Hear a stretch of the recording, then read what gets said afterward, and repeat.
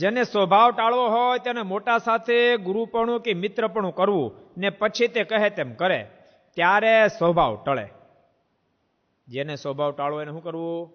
મોટાની સાથે ગુરુભાવ રાખો અથવા તો મિત્રભાવ રાખો, અને કહે એમ કરે તો સ્વભાવ ટળે. નહીતર સ્વભાવ ટળવો તો બહુ જ કઠણ છે, અતિ ગહન છે. સ્વભાવ ટળવો તો અતિ ગહન છે. મહારાજ વચરામૃતમાં કીધું, કેવું કીધું? કેવું કીધું? મહારાજ કહે કે સ્વભાવ ટળવો એટલો બધો કઠિન છે, એટલો બધો ગહન છે. મહારાજે ગીતાજી લઈ આવ્યા. મહારાજ કે જ્ઞાની હોય તો પણ પોતાની પ્રકૃતિ સરખું આચરણ કરે, એના ઉપર કઈ નિયમ લાદવામાં આવે તો ભગવાનને અર્જુને કીધું કે કૃપાનાથ એના પર કોઈ નિયમ લાદવામાં આવે તો ભગવાન કે નિગ્રહ કેમ કરી શકી? નિગ્રહ શું કરે? નિગ્રહને પણ ઉથલાવી નાખે, નિયમને ઉથલાવી નાખે. તો કેમ ટળે? તો કે કેનાર સાથે અતિશય પ્રીતિ હોય, એના વચનમાં પૂર્ણ વિશ્વાસ હોય, પોતાને પૂર્ણ શ્રદ્ધા હોય તો સ્વભાવ ટળે. કેટલા વચનામું છે? કોણ કહે છે? કોણ કહે છે? કયો પ્રભુ ચરણદાસજી? કેટલામું? મધ્યનું 37મું વચનામું છે. લો, સ્વભાવ ટાળવા માટે ઘેર છે ને ડાયરી રાખજો, લખી લેજો, ક્યારેક તમને કામ લાગશે. ઘર સભા જેટલા સાંભળો છો ને બધા ડાયરી રાખજો. કાલ મેં સહજ સંતોને ફોન કર્યા, બધી જગ્યાએ આપણા સંતો છે ને, ભાવનગર ને મહુવાન, મુંબઈ ને જગન્નાથપુરી, કે અમે ડાયરી રાખીએ જ છીએ કે. મેં કીધું જે સારો પ્રસંગ લાગે એ તમે લખી લેજો, ક્યારેક તમારા જીવનમાં કામ લાગશે અને ક્યારેક ભગવાનના ભક્તોના જીવન માટે પણ કામ લાગશે. બહુ સરસ પ્રસંગ આપણે જોતા હતા કે મધ્યના 37મા વચનામૃતમાં મારે સ્વભાવ ટાળવાની વાત લખી છે. નહીતર સ્વભાવ છે ને તો બહુ ભયંકર. સમય વાત મેં વાત લખી કહી દઉં. એક ડોશીમાને ચોરી કરવાનો સ્વભાવ, ચોરી કરીને એને રહે નહીં. મોટી મોટો દીકરો થયેલો, એકનો એક દીકરો, જાન જવાની એટલે છોકરાએ કીધું માને કે માં હું તને જાનમાં નહીં લીધો. વરાજો વરની માને કે તને જાનમાં નહીં લીધો, તો ગજબ થાય. વરની માં તો બિચારી કરગરવા માંડી, બેટા તું હુકામ મને નહીં લઈ જા. સાંભળતો એકનો એક દીકરો છો, મોટી મોટી દીકરો થયો, કેટલાય મારા કોડ છે તને પરણાવવાના, અને મને નહીં લઈ જા તો ના તને નહીં લીધો. પણ શું વાંધો? તો તું ચોરી ના કર. તો નહીં હું ચોરી કરું. ડોશી જયારે બહુ ના પાડી પછી લઈ ગયા. એટલે એ પૌણેતર બધું પૂરું થયું. પછી પંગજ પડીને તે બધું પીરસાતું હતું. પીરસાતા છાશ પીરસવાનો પ્રારંભ થયો.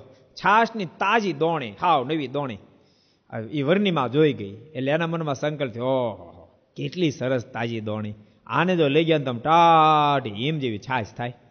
અને એનું ભાગ જોર કરતું છે ને, તે પીરસતા અડધી છાશ પીરસ, અડધી બાકી હતી. અને પીરસનારા જે હતા એ લોકો ત્યાં મૂકી દોણી અને કાંઈક લેવા ગયા, અને દોણી લઈને ખાડીમાં હંગરી દીધી. બોલો, વરણીમાં હંગરી દીધી.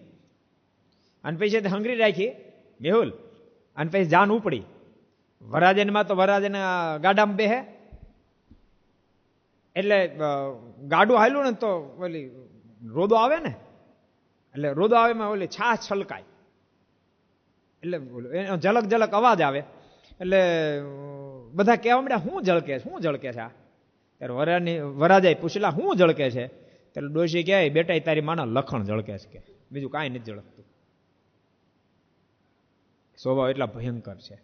જોકે ભગવાન સ્વામિનારાયણ તો સ્વભાવ ટાળવા માટે ભક્તો બહુ પ્રયાસો કર્યા, કથા વાર્તાઓ કરી માણસના તો ટળાવી નાખ્યા.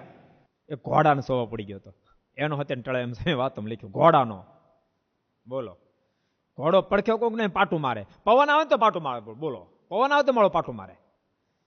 એક દાડો ભગવાન સ્વામિનારાયણને કોઈ કીધું મારા ઘોડો પાટું બહુ મારે. મારે ત્યાંનો આપણે સ્વભાવ છોડાઈ દી, અને મારે ખુરશી નાખીને બેઠા, અને ઘોડાને પાછળ વાહડો અડાડે, એટલે પાટું ઠપકારે, વળી પાછળ વાહડો અડાડે. બપોર સુધી અડાડ્યો.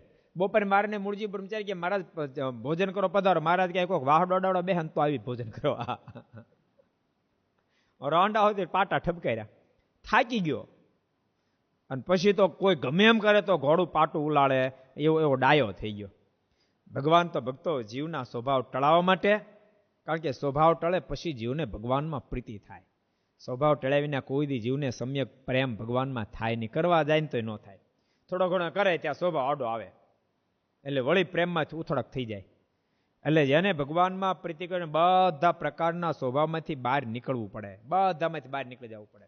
કોઈક વઢે, દખે, ટોકે, રોકે, આ બધું થતું જ હોય, પણ બધામાંથી બહાર નીકળી જાય માને એના હરકશોકમાં જ્યારે બહાર નીકળી જાય ત્યારે જીવાત્મા સમ્યક ભગવાન ભજી શકે, એ વિના ભગવાન સમ્યક ભજાય नहीं। अगर ये वीडियो आपको पसंद आया हो तो लाइक करें और शेयर करना मत भूलिए। सब्सक्राइब करें सरदार कथा चैनल को और बेल आइकॉन पर क्लिक करना मत भूलिए लेटेस्ट वीडियो सबसे पहले पाने के लिए।